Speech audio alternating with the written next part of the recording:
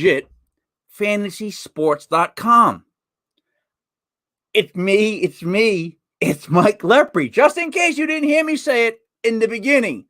Legit Paranormal. Joining me as always is the genius, Kev. Genius. How's it going, King? Going great. I didn't know when I went live, so you know better than I when it started. Yeah. It's good you did it. Let's just put it this way. It's good you did it the second time. All right. Thank you. There was a go live. Then it said confirm you want to go live. So we had a little bit of a hiccup getting going, but I think that's okay. Hey, now you're learning what I know, buddy. Now you're learning what I know. Yep. Hey, so joining us is fresh out of the hospital, fresh out of getting cut up. He had like a small pear taken out of his stomach. Buddy, there. Buddy. Hey, guys.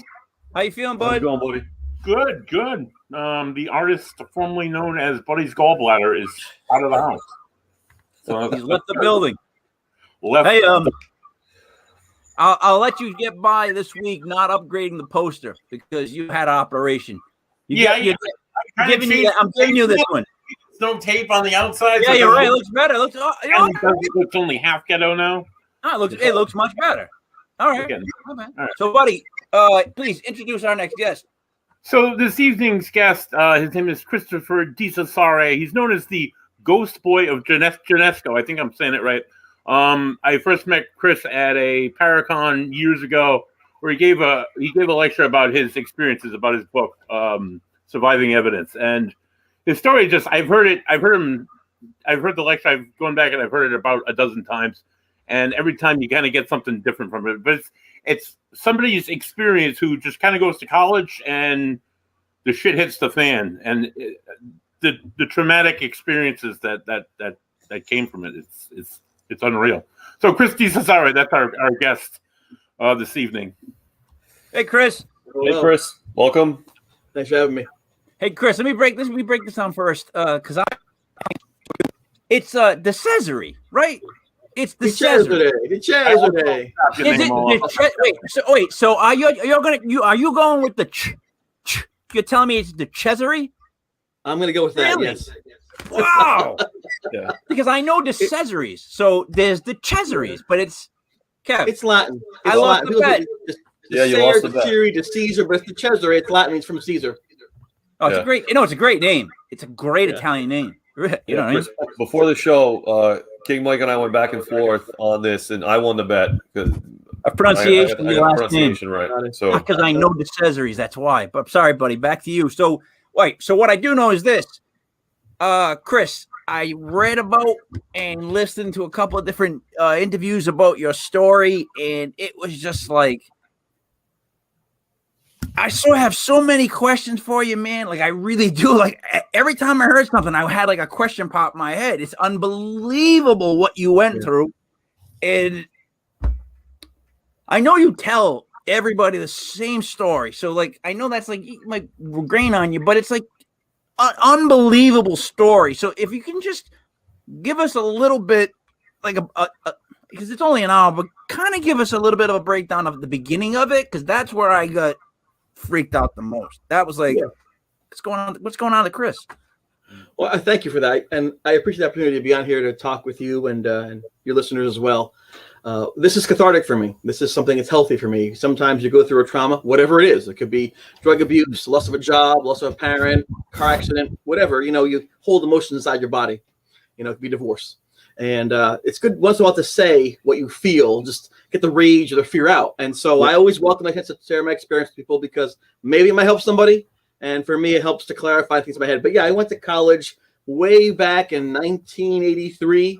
So I'm an old timer, and my second year at college at Geneseo, a beautiful state school, gorgeous valleys and hills and just absolutely spectacular. My second year, I had the opportunity to see and hear Ed and Lorraine Warren speak.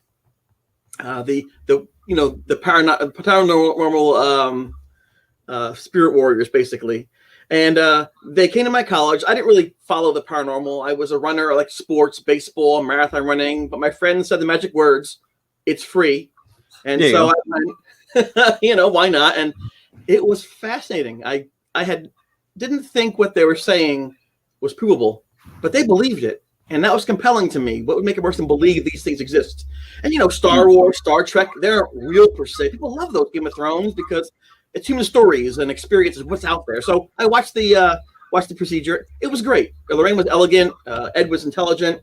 At the end of the lecture, they said, come up and meet Lorraine Warren. Come say hello. And she was young then, 39 years old. Now she passed away 90-something. And I got to the stage, and she looked at me, and she wouldn't shake my hand. And she said, I won't shake your hand.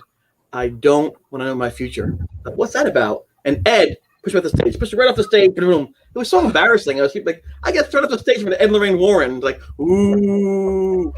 So they're going to do this big ghost hunt across the campus, which is a common thing back then to look for, you know, incidences and things like that. Every story has them.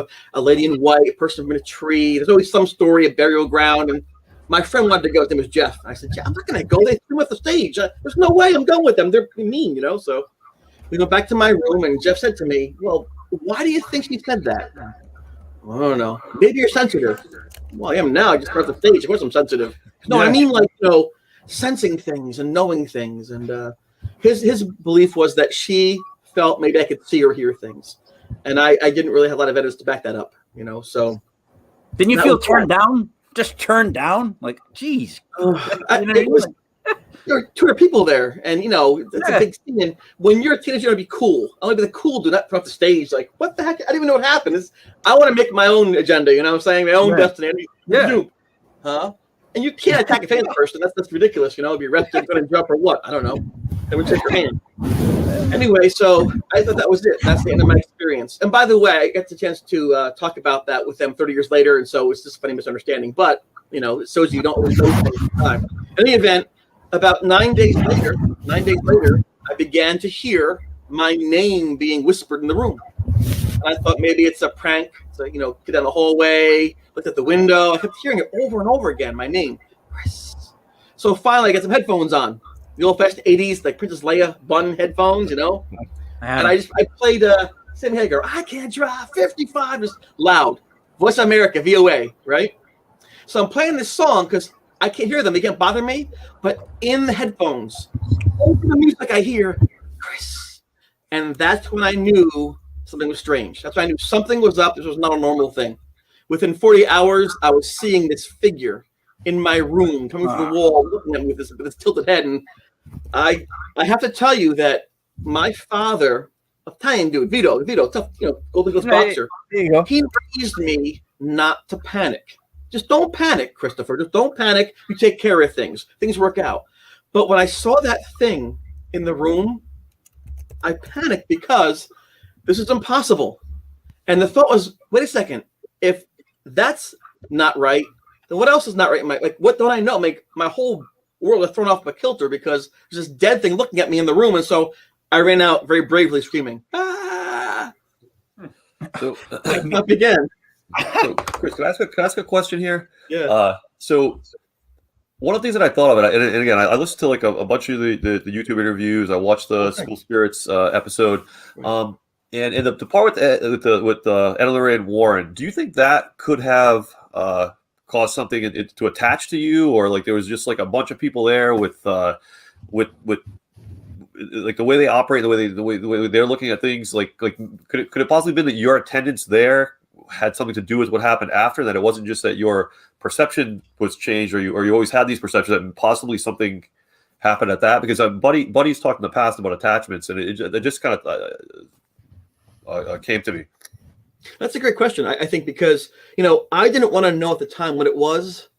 I just wanted it gone from my life. I didn't care who it was, what it was, just get it away from me. So I didn't pursue it from a investigation standpoint. I just would throw things and run and scream and get out of the way of it, you know.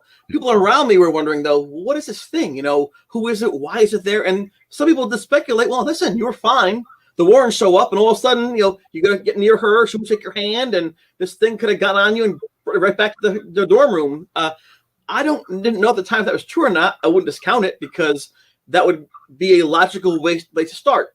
I didn't use Ouija boards. I didn't pursue these things. I meet them, all of a sudden, bang, within 11 days it begins. So I think it's a fair response to the situation. Maybe they did that. It wasn't until 30 years afterwards we began to get some clarity on who it might have been and why. But I think you raise an interesting point, because people do investigate in these places. And if you suppose that ghosts do exist and they do have an intelligence to them, then they can take action. If they can take action, they might say, hey, going home with you. You know, and so humans like interaction, right? And if you find somebody who can see you and they can hear you, here's my chance. What, you see me? You can hear me? This is my guy. You know, so that's a great question, I think. You know what? I get two just remarks. One, first of all, it's odd that it's Sammy Hagar 55. That's the very first CD I ever bought. The first CD my dad bought was like Sammy Hagar. It was called 50. I forget what it was called, but it had that one song on it. Voice of America, VOA. Not a good song, but just that one good song on it. That's right. The Red Rocker. That's right. Yeah. It was only one, but it was good. And secondly, how did you not stop running? Like, I started running when I saw that. I'm thinking, well, why did you stop? Like, I would have ran all the way home. Like, that's where I get the toughest part right here, at the very beginning. Tell me how you stood overnight, because, dude, I'm going. I'd be home. I changed careers. I lived 4.5 hours from college. I had no car. So if I run home, it'll be a few weeks worth. And I was, but not that he's walking with then. Here's the reason why I stayed. And I guess you have to look at each individual person's background and who they are as a person. You know, my grandfather fought World War II. My uncle fought in Vietnam. My grandparents were blue-collar folks. They worked in factories, carried boxes, mixed paint. I got to go to college. I was going to college. It wasn't like today, we get a loan you can't pay back and goes to college. Back then, you went to college for something special. And I got a partial scholarship for running. So people were looking at me saying, you're the one. You're going to be good someday. Make something of yourself. You know, and so for me, it was the family honor. It was family honor, you know, especially the old Italian family. You know, it's the name you carry. You got to do it. You got to do it. Yeah, I know that. My dad says, I give you one thing, my name, use it well. You know, and so I didn't want to quit college. And I wasn't in the trenches of Vietnam. I wasn't getting malaria in the Philippines. There's this thing in the room. I didn't know how to explain to people how scary it was, because back then we didn't talk about those things. It was the occult. So I said, you know what? I got no choice. This is my road I'm on. I'm going to stay in school, make my grandparents and parents proud. I'm their future in their eyes. There's some pressure, but I accepted it. I was a good runner, and I'm going to see what I can do. And luckily for me, John Jeff Unger, my friend next door to me, was concerned about both my health and what was going on, and he became my rock, basically. You know, he began to keep a journal every day for months of what I was seeing and hearing, like every single day. It was like 50, 60 pages a month, and he was the kind of person that thought, well, I don't know what this is, but it's fascinating, and you're reacting to something. This is a sincere reaction, so what is it? And I thank him for being there, because if he wasn't, I don't know what would have happened. And so all the things that have happened in the past for me that have been very good with the sci-fi show and things like that are because people believing in me and putting trust in me. You know, that I was speaking the truth, that I was caring about their own feelings. And I think the fact that I was a nice person, knock on wood, because I was raised with good manners and things, helped me survive, because people then were nice back to me. And when the things got tough, people say either I'm out of here or I'm with you. And you never know until it hits the fan. I mean, people can put on a good face, but when the tough things get going, then you find out who really is brave. And sometimes it's not you think. The tough dude with the muscles might run out of the room. The look in the corner might go, I'll save you. So I like the fact that I get to see my friends, who they were, and for me, for who I was. I was a nationally ranked runner, but I saw that thing and I was scared. I was out of my league. I was fearful. I needed someone with me at that moment to get me through it. Yeah, you got balls. I mean, that's just being honest. Like, to stay there like that. I mean, and to have a friend like that, he's like top notch. Like, that's the guy you want, so, and especially somebody who takes notes. So anytime you get somebody who takes notes, you just won life. You to have a guy that takes notes. Yes, you know, not that you won. That was a good thing. I'm just saying he helped. But all right, so take us through there from there. I'm sorry. Yeah, so by the second night, I'm seeing this thing in my room, and I said, Jeff, do me a favor, write down what I'm seeing if you don't mind. And he agreed to. I don't know what's happening, if there's drugs in my food, if it's a gas leak in my room, if it's mass hysteria, if it's hypnosis, if it's a practical joke. All I know is that something is not right, and I can't function in this environment, and I need help with this. And I ran marathons when I was 14 years old. And a marathon, you're on your own for 26 miles. You're on your own. So you have to control your environment. You're pacing, right? Your water intake, the carbohydrate before, your training, everything's about controlling your environment. I can't control my environment. I needed help. So he would help me analyze things. I would see this thing at what time of night was it? What was the temperature outside? Did it rain that day? What after dinner? We get to isolate variables to see. We realize there's no gas leak. There's no practical joke. There's no mass hysteria. One thing was left after about 2 weeks, the paranormal. And he was kind of enthused by that because this is pretty cool. You know, as a kid, you want things to happen. You want to believe in the Bigfoot and Nessie, and you want to believe in UFOs and vampires. And you think, I don't know if that's real or not. So this is cool for him to think, wait a second, maybe there's something more to life than just the mundane. Punch the clock, go home, punch the clock, go home, and that's it. So he thought it'd be kind of cool to figure out what's going on around me. And I was very thankful for that, you know. Again, I owe him a lot, Jeff. He's a great guy.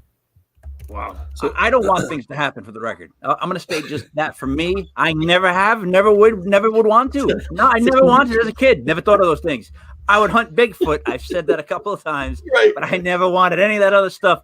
Just in case anything's thinking about anything out there. It's out there now. I'm good.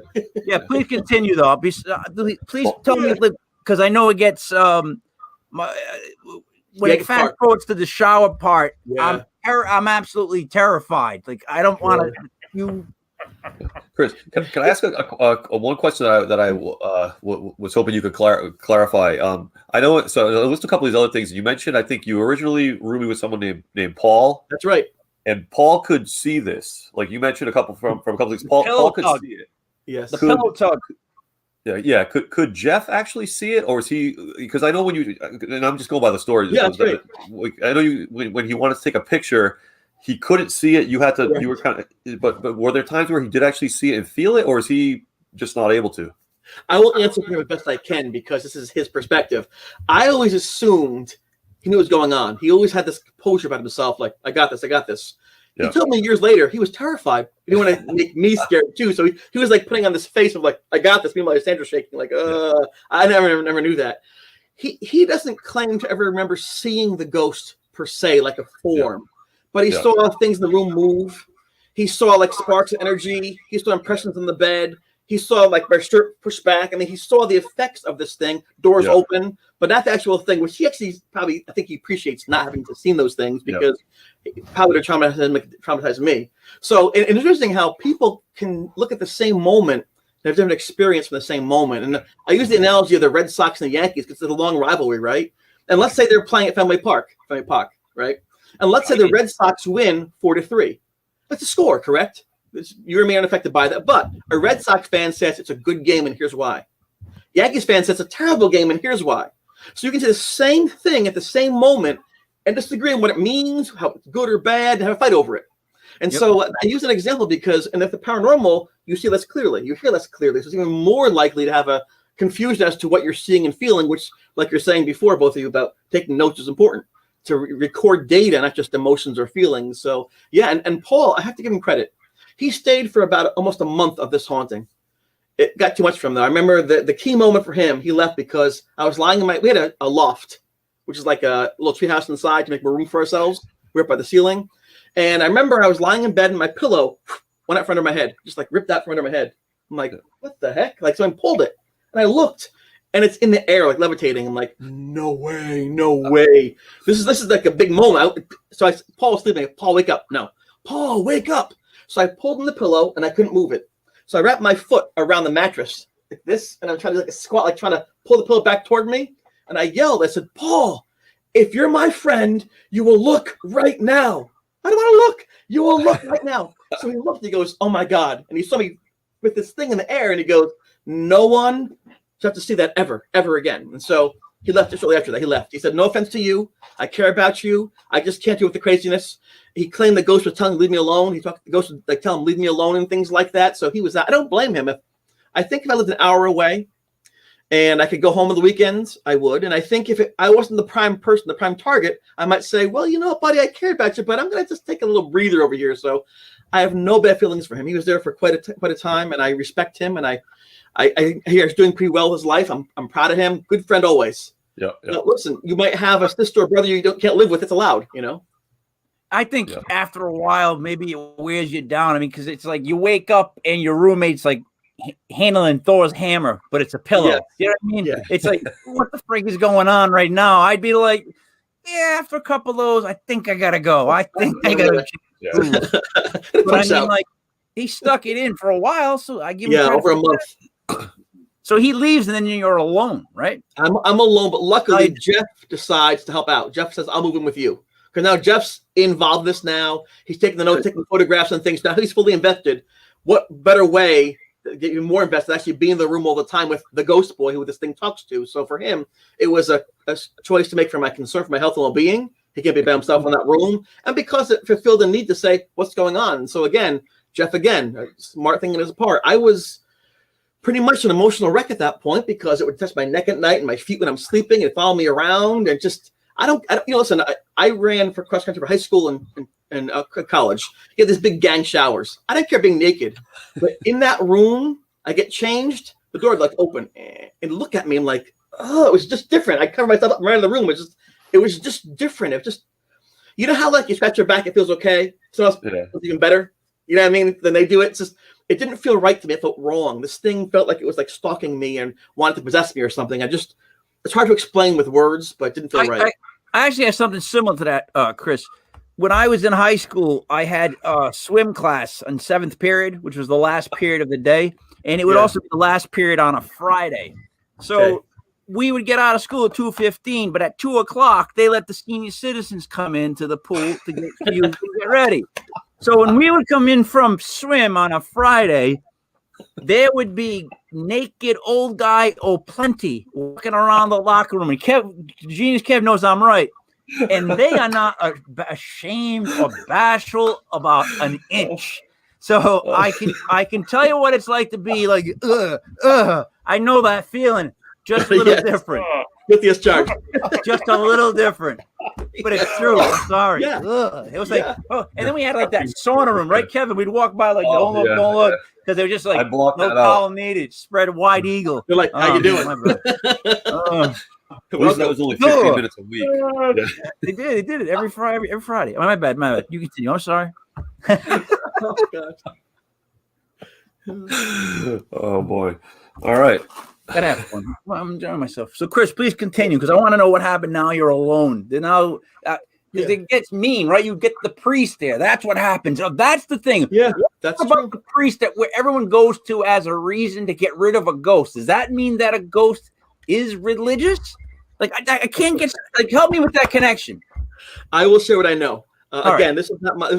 I didn't go into this with this on my mind. Obviously, it's foreign to me. So I had to learn on the job, basically. Yeah. It was Paul who said, following the pillar, who said, listen, we got to get someone to help us out. We need a priest. I'm like, okay. He goes, because these things, they kill us. I'm like, just don't say that. It's going to torture us. Don't say, we'll find our, be quiet. It'll hear you. It's like what you would say, so stop. So we went the following morning and we went to the St. Mary's Church on Geneseo. And it looked like a mess, like it's a kind of drug party, but the just happened. We sleep the whole night, And the lady just wouldn't let the priest see us and things. But she gave us a phone number to Father Charlie Manning, who was the priest actually on the Interfaith Center on campus. We went to see him, and he said, I believe you. He read the notes. He looked at us over and said, I see the terror in your eyes. You're shaking. I'll help out. But some questions first. I said, okay. He goes, you guys doing drugs? I'm like, no, listen, I'm not accusing you, he said. It's just what you're writing here is very strange. And I can't help if you know what's going on. Right. If I have to rule out drinking and drugs and things like that. If I rule it out, I can't help you. If we rule those things out, we can go forward. And eventually ruled out there was the substance abuse, And so then he decided to come to the room on a Wednesday, 8:00 at night, and bless the room. I didn't know if it would have been an exorcism or a blessing or whatever they're called, but he came to the room, was kind of cool. He had his collar on, he had a big briefcase. He opened it up. He had these candles, this Bible, this thing of holy water, and we were in the room. It was crazy, but it wasn't like in the movies where like you have like fire and green group and screaming. It was like this ceremony with this mist and years later he said to me, it's an amazing moment. That power. It's such a strong feeling in there, whatever that thing was. And then it lasted maybe about 25 minutes, half an hour, and he said, we're good. And I looked at him and I said, can I get back in? And he goes, only if you invite him back in. I'm like, I won't invite him back in. We're good. So I thought it was over. I thought that was it. That was March 6th. 4 days later, I went for a long run, 10-mile run out in the south of fields in Western New York. And I came back in the shower and I look up and I see a shadow over me. It looks like the ghost. I'm like, no, that can't be. The priest blessed the room and things. It must be an after effect of my eyes. I'm just seeing things. Then it moved. I thought, oh no, really? And I went in the middle of the bathroom floor, and there's no one in the room. I thought, ghost is back. I'll turn the water off. There's no flood that way. And I called the priest back up again. Went back in the shower, turned the water off, and bang, that's when it happened. I was lifted off my feet. I thought I was stabbed in the back, because when you stab with a knife, if you have been stabbed with a knife, you don't feel it at first. It's a straight cut. So there's no nerves. But as soon the pain comes, you got a little bit of time to act for it, because it just cuts the nerves at first. So I'm pushed against the wall. I'm thinking, I'm fighting. I don't care who this is. I'm fighting. So I turned. I punched as hard as I could punch. I tore the shower curtain down, and I looked. There was nobody. And I screamed. And I said, who are you? What are you? Show yourself. You coward. Show yourself. Nothing. I heard just the drip of the water. I looked in the mirror above the sink. There was no knife in my back. Instead, there were these 3 roughly parallel scratches, bleeding. I'm like, what the hell is that? And I realized that guy's going to die. The guy in the mirror, like on he's for the chop. And I thought, wait, that's me. Why am I for the chop? I didn't do anything wrong. Why am I being punished in this way? I can't touch it. I'm like, this is stupid. I have been a good kid. I really was. I went to my grandma's house for spaghetti. I cut her grass for her. I was a good student. I was nice to girls. I tried to be a good person best I could be. And this is my reward. It's hard. I remember, I don't know if it was the trauma, the pain, the cold, or whatever it was. I fell on the ground on my face, just laid to the ground. And my vision was blurry. And all I could do was look at my wrist, just like on the ground like this. And I saw one drop of water, one little bead, pear-shaped, go back to your theme of pears, right? On my wrist. And I felt it was shining. I looked at that. I just looked, okay, that's a drop. I know what it is, a drop of water, focus.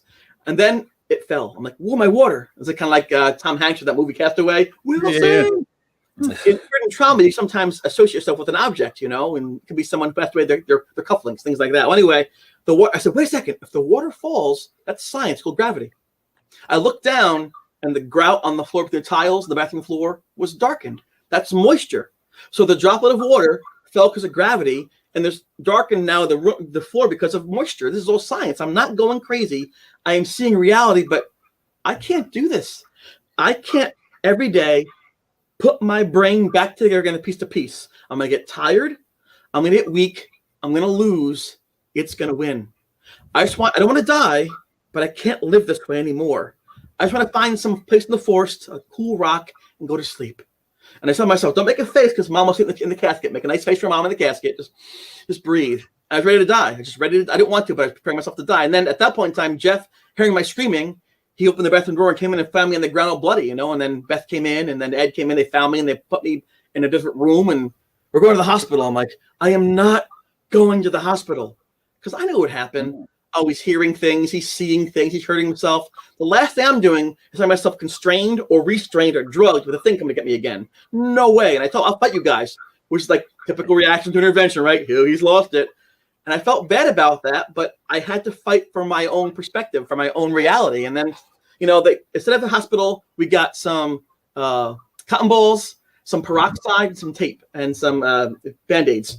And for 47 minutes, it was peroxide, cotton ball, Band-Aid, 5 seconds. I rather the pain of that than going to the hospital and being judged or questioned or ridiculed, because I knew in my mind of minds I was right, even if I couldn't prove it. That was and the most compelling part for that me was Jeff had his camera, and Jeff said, "Oh, the light is fading outside the window. I want a picture of your back so we have this for the record." And I said to him, "Jeff, I don't want this. I don't want a memory of this. If you're my friend, you won't take that picture." So it's not about friends. I want to take the picture because no, so Jeff, please. If you're my friend, you won't take the picture. I need a friend right now, not the ghost boy. And he did. I'm your friend. He put the camera down. I knew in that moment that he was there for me first, and not for the story, not for the moment. And for me, that was like blood brothers. That was the moment where I said, whatever you need, whatever you are, I'll always be there for you, because we're like this now, because I know you care about me first. Looking back, I've been a real cool picture. But at the moment, though, you know what I mean? I just need to make the comfort. Home. Yeah, I did. I honestly just needed someone to say you're okay. It was rough. But you know what? Look, though I disagree with staying, period, at all. Like, it's very admirable the way you refuse to give in. Like the whole FU attitude, I appreciate so much in every aspect of life. And you have that's how you handle this. Like you Yeah. you just didn't want to let it win. Like F you, why should I let you win? That's kind of the whole attitude I heard in my head when I would like read what happened to you or listen, and that's how you come off. Like you don't want to give in to something like that. If you fail, you're stupid. If you succeed, you're brave. And you try, Chris. So one of the things that I'm thinking about with this part of this part of the episode, it sounds like that was probably the most violent act, or at least that I heard you kind of recount. Was there anything like that before the blessing? Do we think like is there any? And Buddy, you might know this. Like, is there anything? Is there like a common thing where maybe after a blessing they come back with like more sort of force or vengeance? Honestly, after an investigation, we always tell the client that the activity could like ramp up significantly. It's just maybe it's a reaction. Maybe they don't. Maybe the priest was just antagonized the spirit more, and then the spirit was lashing out. I can't say for sure 100%, but I mean it's always a possibility. Anything's really a possibility. You know, and a priest is an outsider. I mean, maybe you invite someone in, but it's still an outsider to that relationship, whatever that relationship is.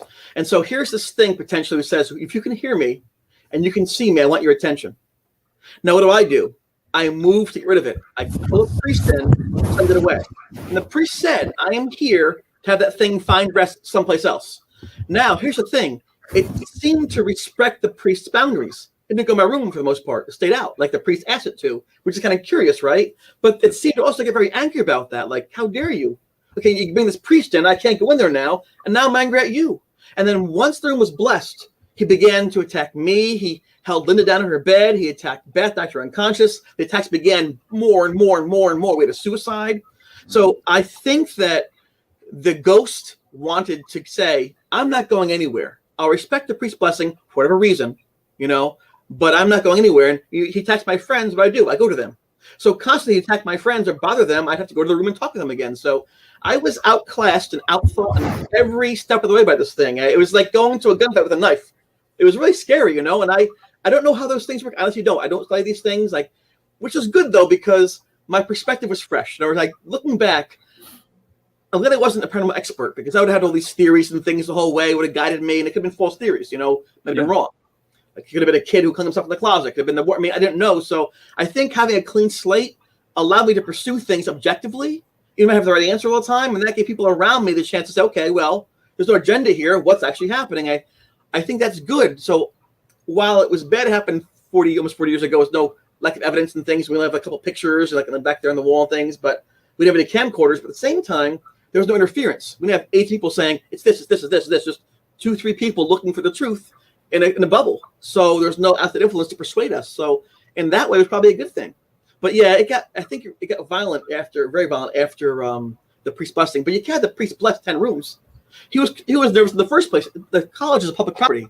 It's a state property. You can't really do ceremonies of religious nature on the state property. So doing one blessing, he said he came to fix the stereo. He was in disguise, but you can't have him bless 15, 20 rooms. Just not functional. Bless that one, bless this. There's no point in that. So I didn't call him back to say, bless more rooms, because that didn't seem like the answer to me. So instead, we went science. And there was a parapsychologist, a science teacher named Dr. Lawrence Kastler, who wrote books and novels and things and trade paperbacks and memoirs about ghosts and stuff. So we went to him. And he's the one that said to us, get evidence. Get a tape recorder, record this thing's voice, get photographed, take its picture, do all these things to see what the evidence is, and follow that road. And Jeff liked that because that's right up his alley, So he encouraged Jeff to, and he was funny, the parapsychologist, the professor. He said, I go over the country looking for stories in my backyard. Here's one right here, right? Who would have guessed? He did those things with the Zener cards on me and stuff like that, with the wavy water and the circle and the triangle. You have to guess what he's doing. He tested me like crazy. I know it's kind of weird, but I get what he's doing. He wanted to see what the problem is. Yeah. Is that your mic? I keep hearing it. Yeah, it might be. Someone sounds like they're fushy, like scratching it up. Either that or it's a mic. And you have the foam Guns N' Roses mic top, I think. Right, right. So, Chris, I'm sorry. Yeah, no worries. So how was he hurting your friends? Like, what were the actions that were done to your friends? Yes. We found Beth lying unconscious on the floor of her room. We were supposed to try to have this little party, a little smoke party, to relax things and have a nice time in college for a change. And she arranged it. And the party started and she wasn't there. And so Jeff and I said, let's go get her because we were close to her as a friend, And we got to her room and the door was like partially open. And I looked in, I saw her feet. That's it. I'm like, oh, geez, she's on the ground. I thought maybe her boyfriend beat her up or something like that, or she overdosed. Who knows? So I opened the door and we thought she was dead.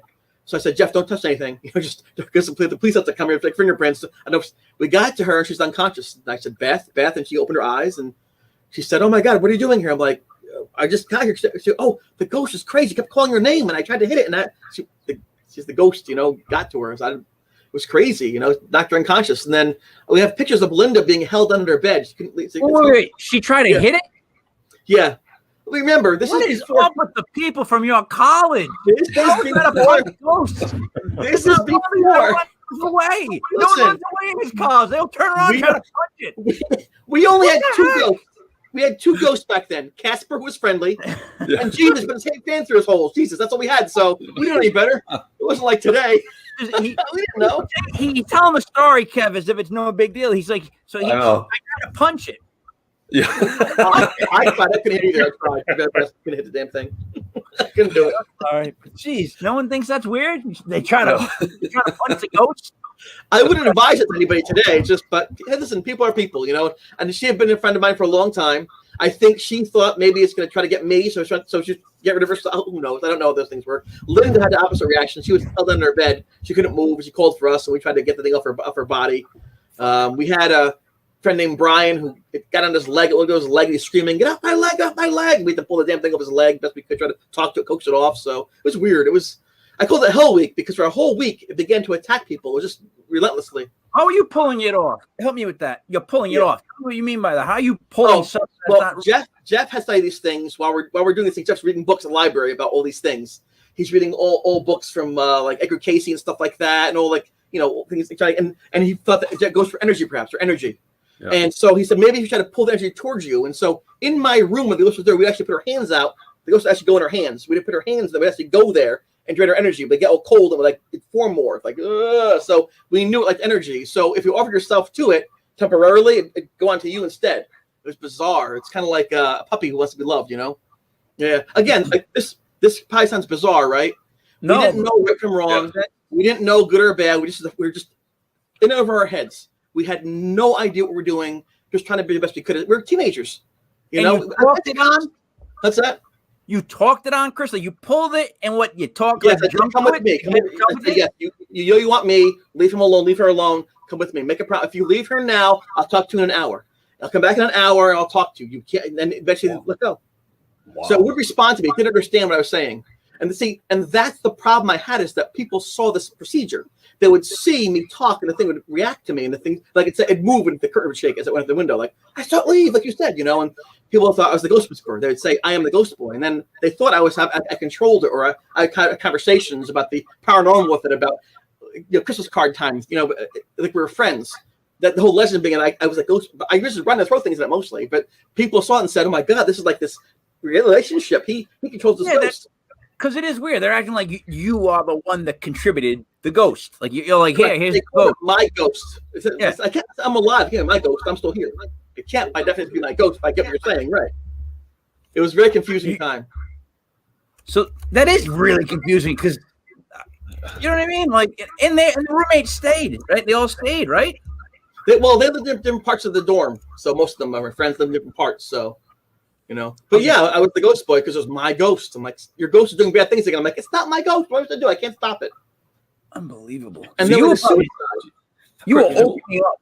You were opening up. Like you were, whatever you have was just opening up like this right at that moment. It had to be. Yeah. You had it sounds weird, but as you tell the story, I kind of contribute the ghost to you in a little bit. Like I keep thinking that Chris open something up that even gave this a chance to come down. Like, do you know what I mean? Is he that? But then Captain Crunch, I ate that. Open that up. Yeah, like what'd you do? Poke something? You know what I mean? Like it popped a hole. I'm just trying to figure out what because it started. Yeah. It seems after that lecture. Right? Well, I can tell you when I was a little kid, when I was a small child, my great grandpa passed away. My great grandfather. And I was playing ball in the backyard, wiffle bat, the red one with the ball. I hit it like that, pretend I was Babe Ruth or something like that, right? I hit the ball one time when I was a little kid.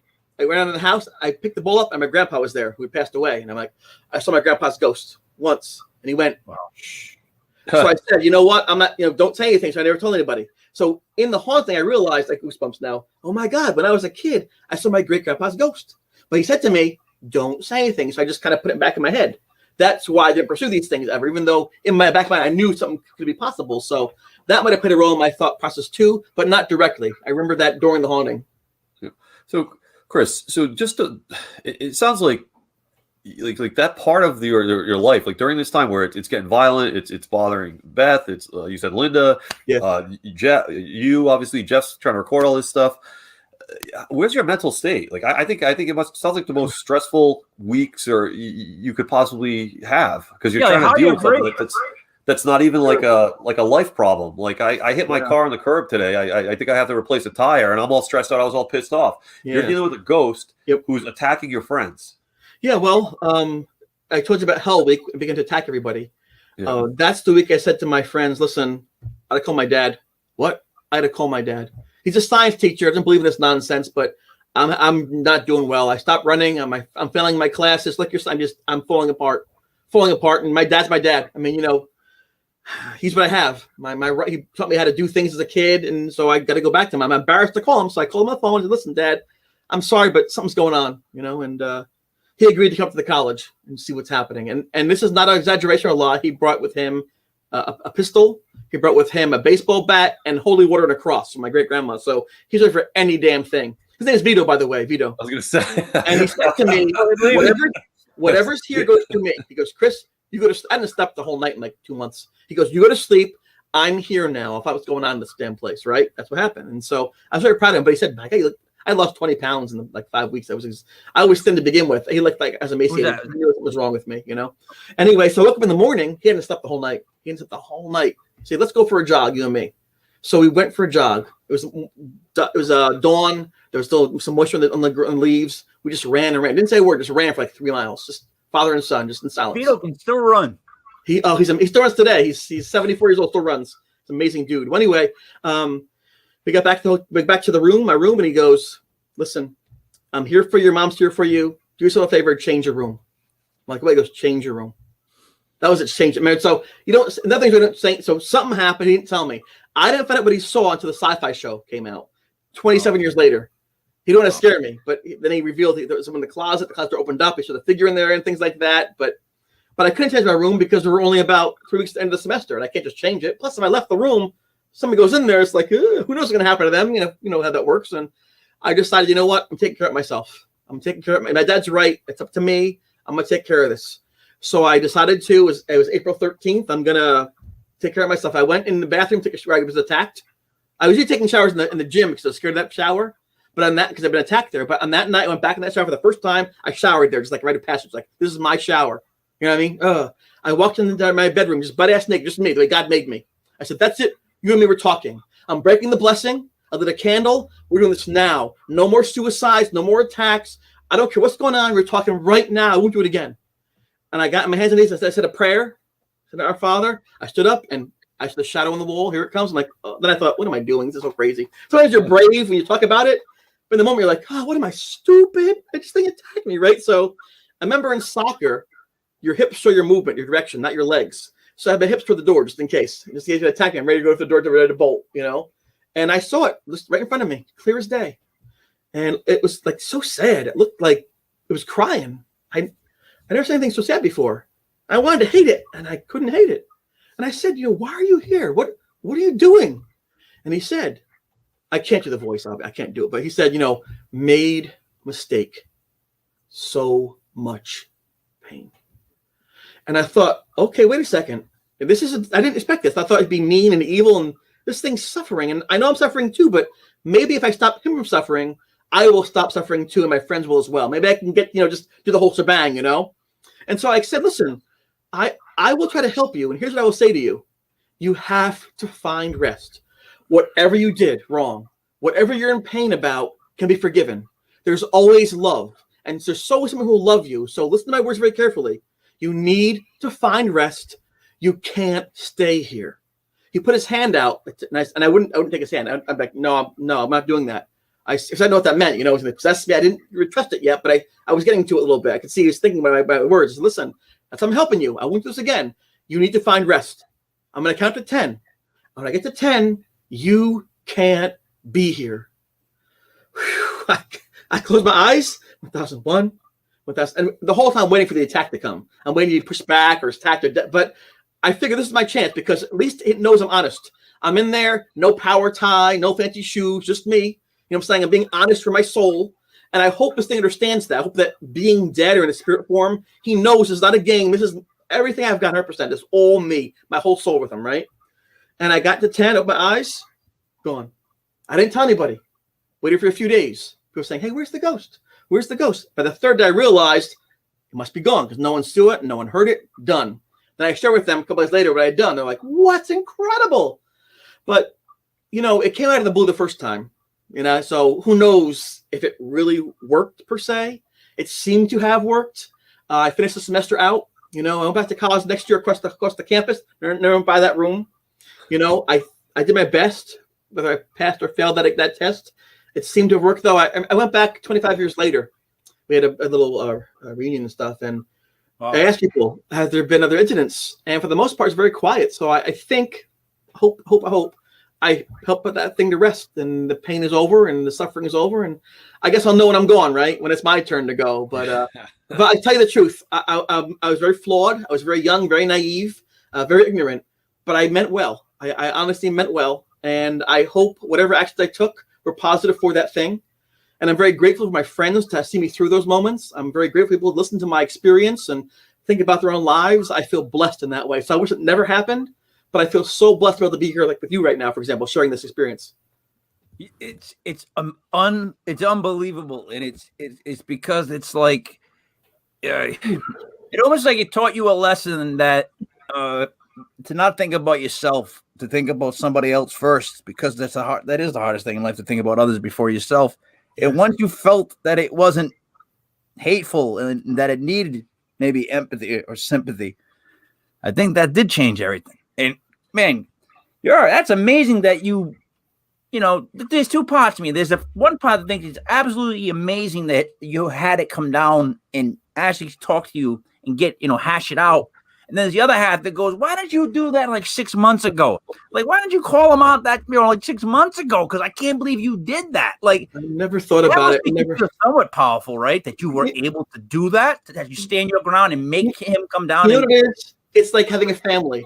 You might have a brother or sister in your family. You might beat them all the time. You might beat them up, have fight, wrestle back and forth. But no one touches my brother but me. Yep. I'll beat the crap out of him. But I know that. You're my brother. And I think it began to attack my friends. I felt bad about that. But wait a second. Now it's their problem. It shouldn't be. I didn't want to be but it's worse. So I got to do something because it's hurting my friends. And if I done something right in the first place, it wouldn't. So I think seeing them suffer too, it changed how I thought. So you know what? Then I'm just doing this. I'm going into school. I'm fighting that bully. I think that's what it was. Yeah. I was ready for a fight, but didn't want to fight. I just wanted to be heard, wanted to be seen, wanted to be talked to, and I feel bad about it. I didn't have K2 meters. I didn't have spectral photography. I didn't have psychics with me. I just was some dude, and I just wanted to listen to my music and play baseball. And I wish I'd found somebody else, but maybe that was the right thing to happen. Maybe because I didn't have any preset notions or I didn't have any agenda. Maybe that was the best thing. And maybe God wasn't punishing me. Maybe that was a way of him saying, hey, listen, here's something for you to do. Do the right thing now. Prove to me. And I don't know. It's all rationalization. But I'm so thankful. I really am. And I never would have thought in a million years that the worst time of my life by far is celebrated. I mean, of all the things I did, I ran marathons, I met presidents, I did so many cool things, And the one thing I couldn't stand is on TV and in movies and books. I'm like, how does it even work? But I learned something from Leonard Nimoy, Spock. Remember, he was Spock in that TV show. He's a great actor, right? He wrote a book saying, I am not Spock. People are like, boo. Yeah. Why would you say that?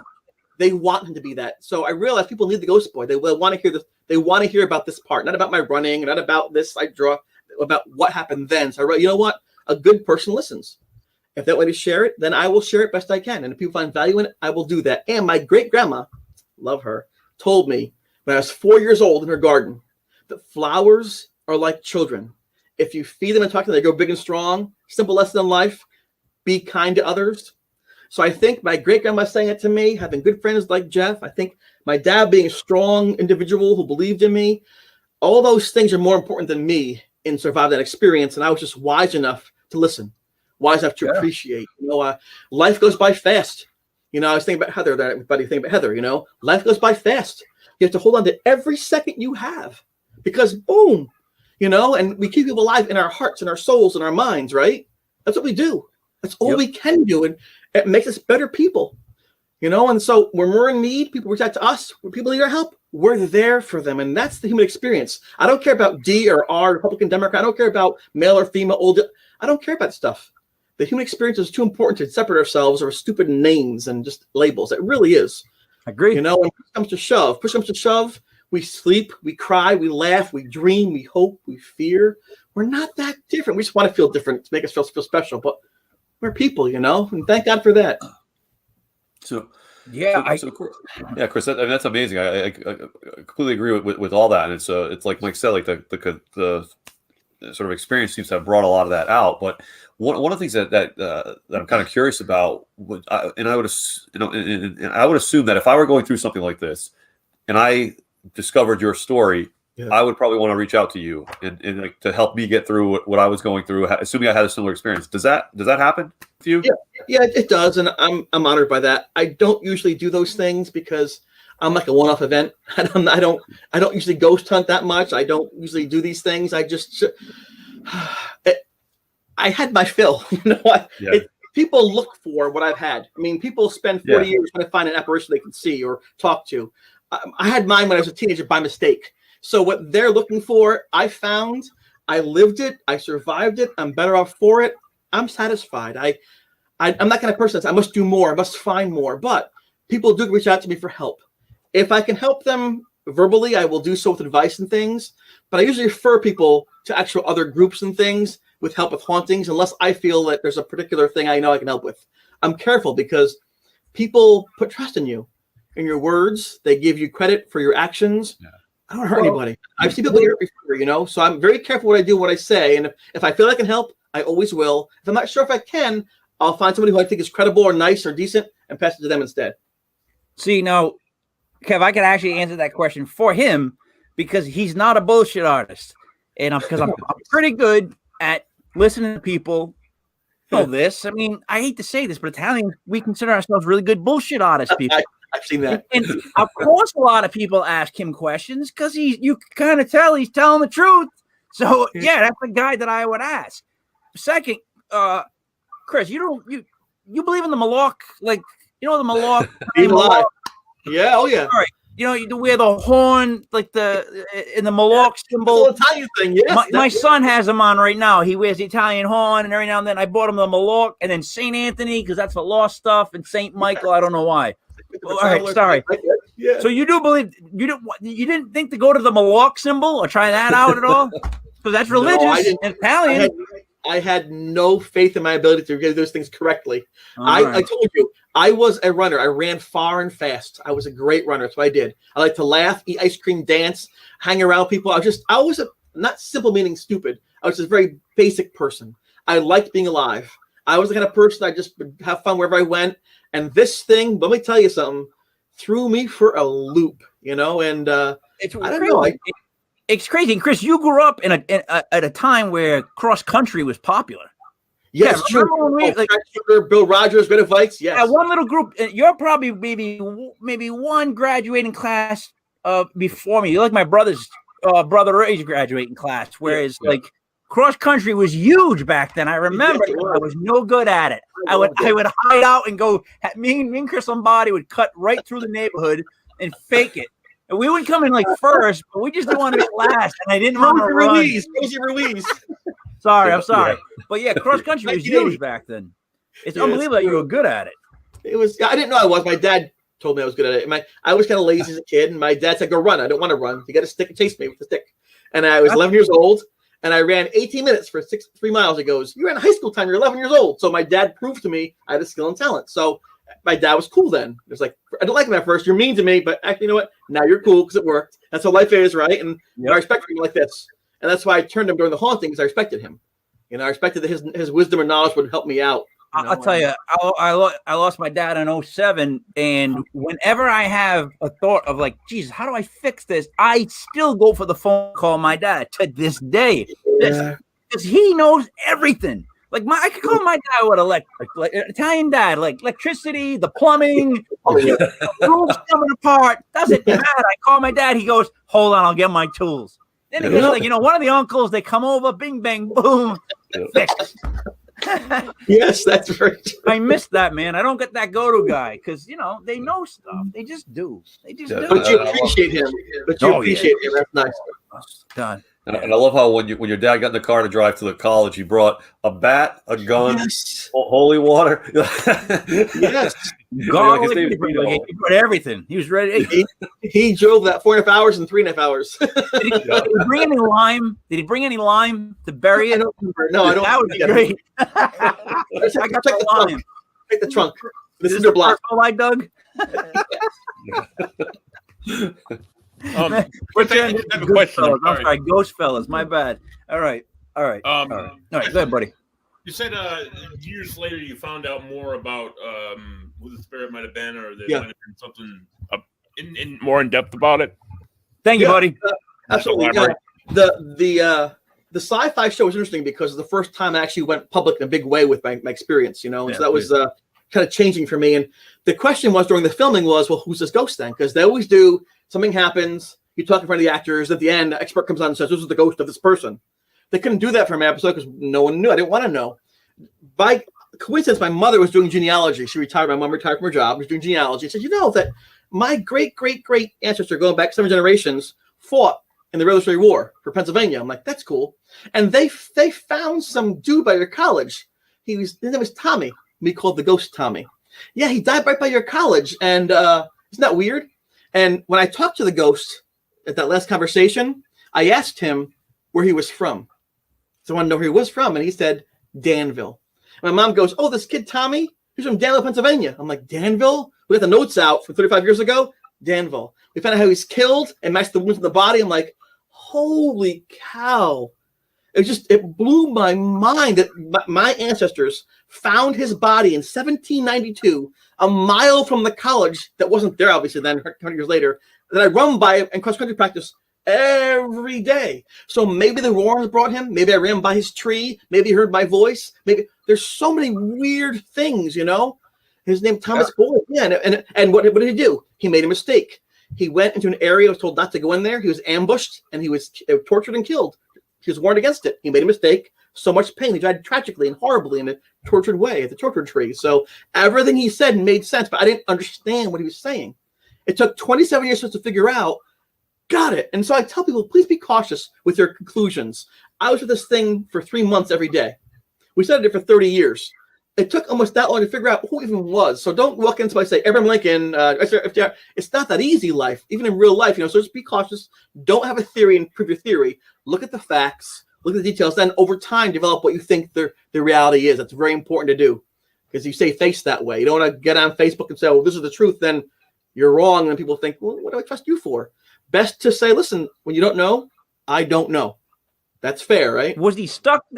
Was he kind of stuck there, though, like in the sense that he needed to just get someone to acknowledge what he went through? Was that what it was? He just needed like some empathy or sympathy? Is that what he needed? At the time, when I was there, Mike, I would have said he was evil, ambitious, and nasty. Now I would tell you he was desperate and fearful and alone. And I really think he needed somebody to say to him, it's okay. You can be forgiven. There's still love. Trust me. Let go. I think you need to hear those words. I really do. I think you need to hear those words. And they're simple words, but they're very powerful. And if you say them right, I think it makes a difference. I know this. When my dad was when my dad was towards the last day or so, he continued to fight. My mom actually went up to the bed and she told my dad it was okay, that we were all okay, that he could go. Yeah. He passed away pretty much right after that. It's like, how the hell did he hear it? Because he wasn't supposed to be able to hear anybody. But it's like once she put him at ease, he went on. So like maybe he needed you to do that, right? He needed to help put him at ease. That's like the theory, right? That's the theory. The theory is that most seems like that at least, right? Can't quite leave yet, right? And they can't make a choice on things. So that's the theory. I can't prove it to you or not. It's just that's what people think, and it seems to be accurate from my experience. So a lot of things we won't know until we can't tell anybody. That's the way it works, and that's okay. It's like going to your first concert. What's going to happen? I don't know where we're going. This will be fun, So you go to 20 concerts, like it's a concert, but the first concert's like, ooh. So sometimes mystery is cool. We don't like it, we're not comfortable, but sometimes mystery is the coolest thing. It's something to look forward to, something different. Yeah. Like fun to love the first time. It can be cool, It's like, yeah. Yeah, it is. Just going back to what I've told these guys before, what I've told people for years now, it just kind of reminds me of what you said about like one of my first paranormal experiences. It happened to me at work. It was very scary. I was not expecting it. And when I finally broke down and told somebody after a few months, they told me, you just got to talk to them. Just tell them to knock it off. Just leave you alone. What do you mean talk to them? Just talk to them like that people. Just talk to them. And I did. And it stopped. And that's what I tell people now. Empower yourself. This is your house.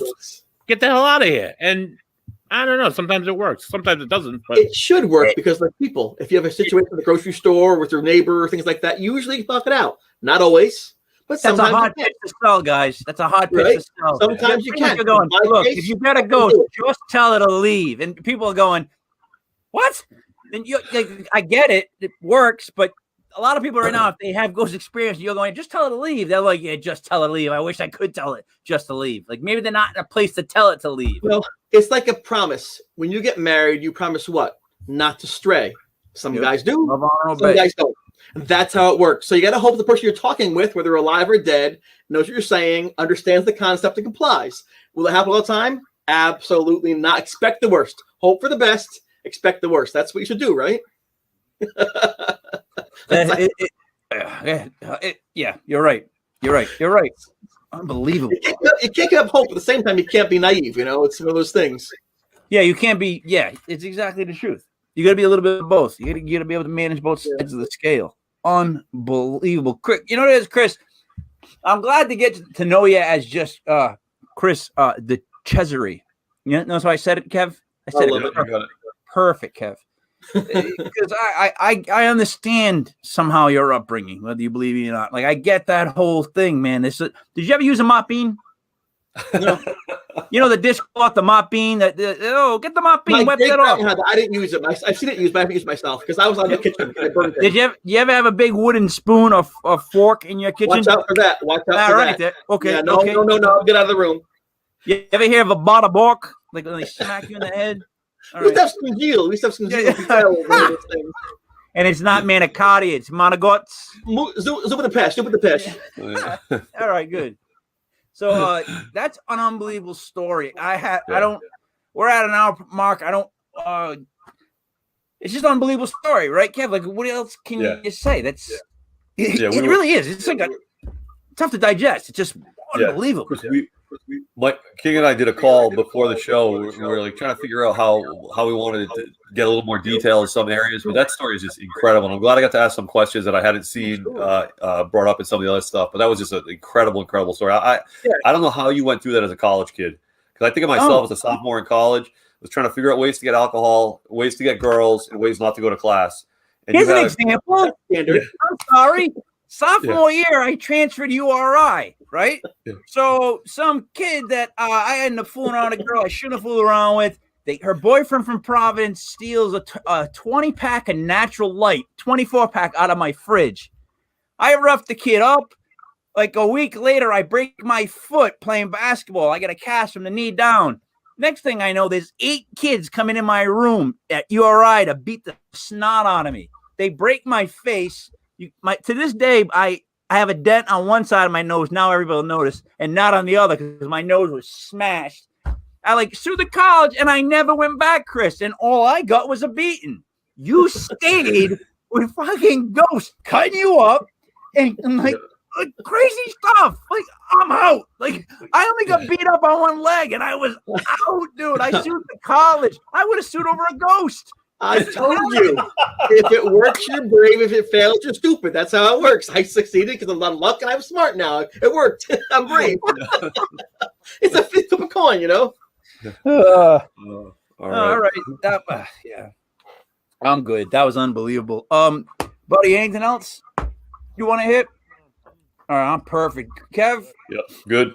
Chris, you all set? Thanks for having me on. I really appreciate it, guys. Thank you all. Good to see you again, buddy. Been a while.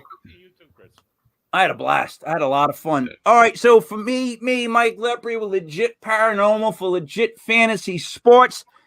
Thank you all for watching. Please visit legitfantasysports.com. Wow. Unbelievable. Thank you.